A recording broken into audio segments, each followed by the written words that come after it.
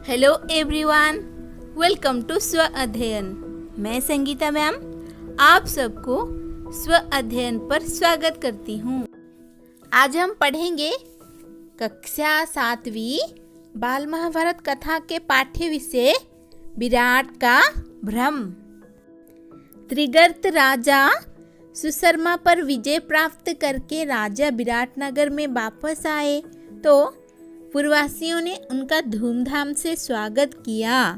अंतपुर में राजकुमार उत्तर को न पाकर राजा ने पूछताछ की तो स्त्रियों ने बड़े उत्साह के साथ बताया कि कुमार कौरवों से लड़ने गए हैं। राजा यह सुनकर एकदम चौंक उठे। उनके विशेष पूछने पर स्त्रियों ने कौरवों के आक्रमण आदि का सारा हाल सुनाया। यह सब सुनकर राजा का मन चिंतित हो उठा। राजा को इस प्रकार शोकातुर होते देखकर कंक ने उन्हें दिलासा देते हुए कहा, आप राजकुमार की चिंता न करें। बृहन्नला सारथी बनकर उनके साथ गई हुई है। कंक इस प्रकार बातें कर ही रहे थे कि इतने में उत्तर के भेजे हुए दूतों ने आकर कहा, राजन आपका कल्याण हो, राजकुमार जीत गए। कौरव सेना तितर बितर कर दी गई है, गाय छुड़ा ली गई हैं। यह सुनकर विराट आंखें फाड़कर देखते रह गए। उन्हें विश्वास ही न होता था कि अकेला उत्तर कौरवों को जीत सकेगा। पुत्र की विजय हुई यह जानकर विराट आनंद और अभिमान के मारे फूले न समाये। उन्होंने दूतों को असंख्य रत्न एवं धन पुरस्कार के रूप में देकर खूब आनंद मनाया। इसके बाद राजा ने प्रसन्नता से अंतपुर में जाकर कहा, सौरंध्री चौपड़ की गोंटे तो जरा ले आओ। चलो कंक से दो दो हाथ चौपड़ खेल लें। आज खुशी के मारे मैं पागल सा हुआ जा रहा हूँ। मेरी समझ में नहीं आ रहा है कि मैं अपना आनंद कैसे व्यक्त करूँ। दोनों खेलने बैठे। खेलते समय भी बातें होने लगी। देखा राजकुमार का शौर्य। विख्यात कौरव वीरों को मेरे बेटे ने अकेले ही लड़कर जीत लिया। विराट ने कहा, निसंदेह आपके पुत्र भाग्यवान है, नहीं तो बृहन्नला उनकी सारथी बनती ही कैसे। कंक ने कहा। विराट झुंझलाकर बोले, आपने भी क्या यह बृहन्नला की रट लगा रखी है। मैं अपने कुमार की विजय की बात कर रहा हूँ और आप उसके सारथी की बड़ाई करने लगे। युधिष्ठिर ने अब बृहन्नला का नाम लेकर जैसे ही कुछ कहना चाहा, राजा से न रह गया। अपने हाथ का पासा युधिष्ठिर यानी कंक के मुंह पर दे मारा। पासे की मार से युधिष्ठिर के मुख पर चोट लग गई और खून बहने लगा। इतने में द्वारपाल ने आकर खबर दी कि राजकुमार उत्तर बृहन्नला के साथ द्वार पर खड़े हैं, राजा से भेंट करना चाहते हैं। सुनते ही विराट जल्दी से उठकर बोले, आने दो। कंक ने इशारे से द्वारपाल को कहा कि सिर्फ राजकुमार को लाओ, बृहन्नला को नहीं। युधिष्ठिर को भय था कि कहीं राजा के हाथों उनको जो चोट लगी है उसे देखकर अर्जुन गुस्से में कोई गड़बड़ी न कर दे।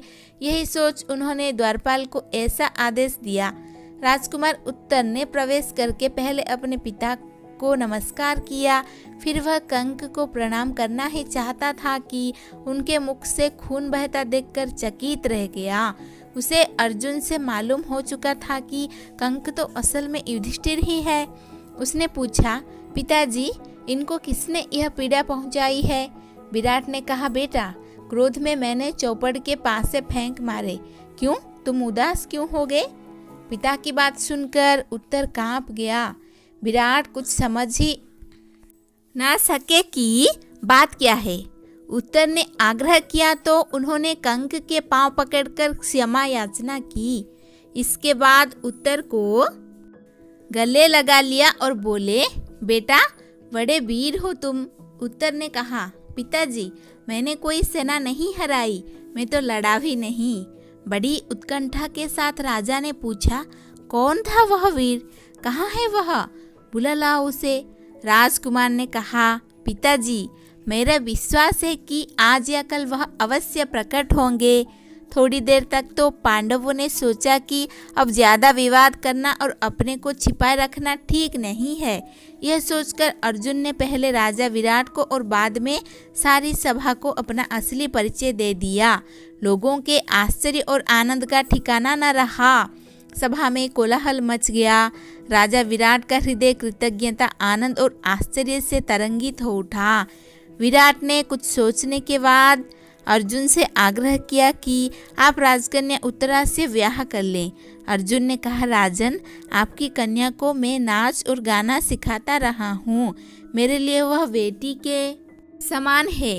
इस कारण यह उचित नहीं है कि मैं उसके साथ ब्याह करूँ।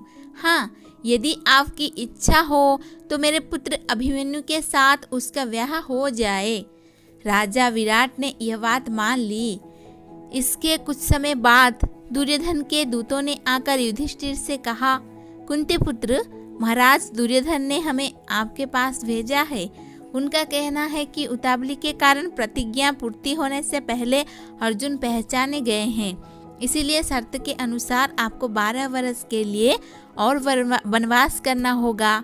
इस पर युधिष्ठिर हंस पड़े और बोले, दूतगण, शीघ्र ही वापस जाकर दुर्योधन को कहो कि वह पितामह भीष्म और जानकारों से पूछकर इस बात का निश्चय करें कि अर्जुन जब प्रकट हुआ था तब प्रतिज्ञा की अवधि पूरी हो चुकी थी या नहीं। मेरा यह दावा है कि 13वां बरस पूरा होने के बाद ही अर्जुन ने धनुष की टंकार की थी। आज हमने विराट का भ्रम पाठ्य विषय पढ़ा। हमारा अगला पाठ्य विषय है मंत्रणा। जानने के लिए हमारे साथ जुड़े रहिए। धन्यवाद। ऐसे ही वीडियो देखने के लिए चैनल को सब्सक्राइब कीजिए। नोटिफिकेशन के लिए बेल आइकन को दबा दीजिए।